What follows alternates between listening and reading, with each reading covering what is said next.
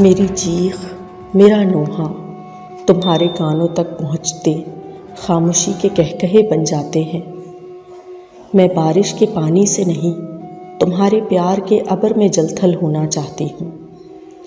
जब से तूने खुद को आईने से निकाला है, मैंने आईना देखना छोड़ दिया है।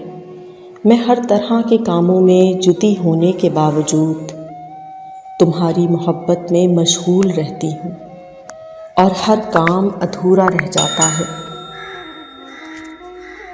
सिवाय मोहब्बत के। आओ मेरी आवाज़ सुनो, अपने प्यार के अबर से मुझे जलथल कर दो। मेरा आइंदा बनो कि मैं खुद को देख सकूं, वरना मोहब्बत और खामोशी मेरे अधूरे वजूद और मेरे अधूरे कामों पर कहकहे लगाती रहेगी।